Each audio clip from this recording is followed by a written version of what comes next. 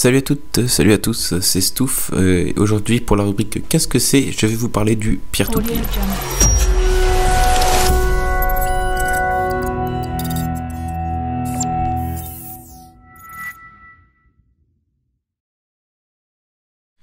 Le peer-to-peer, ou encore appelé le pair à pair en français, oui, c'est pas très joli, l'anglais est mieux.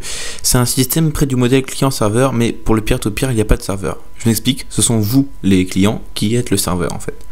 Le peer-to-peer, aussi noté P2P, peut servir à beaucoup de choses, comme par exemple le téléchargement de fichiers, le calcul distribué. Ces deux choses ont révolutionné l'informatique d'aujourd'hui.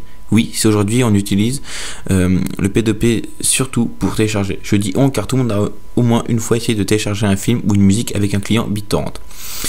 Je vais vous parler maintenant du client de BitTorrent. Donc en fait, le BitTorrent, c'est un protocole de communication spécialisé avec le transfert de fichiers en P2P. Je vais vous faire une liste non exhaustive des clients qui existent et qui sont les plus utilisés.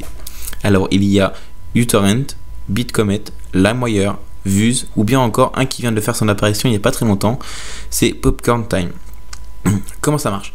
La personne qui veut partager son fichier partage le lien de son .torrent à des personnes qui vont le télécharger. Si la personne a une petite connexion, comme par exemple de la DSL, cela va prendre un certain temps. Une fois que la première personne a téléchargé le fichier, elle et la personne qui a partagé le fichier vont maintenant partager ce même fichier et ainsi de suite.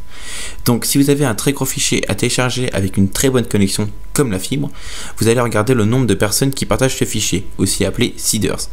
Plus il y a de personnes, plus vous pourrez télécharger ce fichier vite, c'est normal, c'est très simple. Parlons maintenant du calcul distribué. Donc vous savez qu'aujourd'hui, tout ce qui concerne les recherches, tant au niveau informatique qu'au niveau médical, il faut une grande puissance de calcul. En effet, plus la puissance est importante, plus vite vous aurez des résultats par rapport à vos calculs.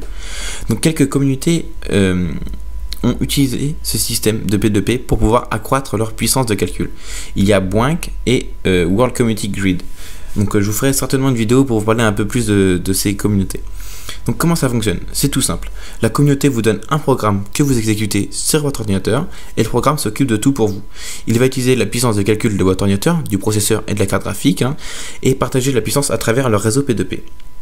Donc voilà, donc si vous utilisez ça, vous pouvez vous dire inconsciemment, vous aider la recherche. Donc en fait, même si ce n'est que minime, l'aide de chacun d'entre nous est toujours la bienvenue. Donc voilà, c'est tout pour le P2P, j'espère que vous aurez apprécié cette première vidéo. Bonne continuation à tous, salut!